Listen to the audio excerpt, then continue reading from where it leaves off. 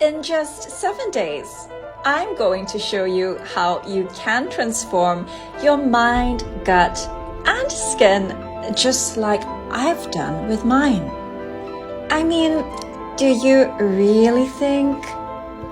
Yes, I do know what you are thinking. I'm what you call a girl who's skinny. And I mean, too skinny. That's what I've been called most of my life. And it isn't my fault. I eat a lot. I'm not sure what you're complaining about, my dear. I am complaining. Just like how you should never call someone fat, it's equally rude when you comment on skinny girls, like me. But I'm not here to air my angst. Not really.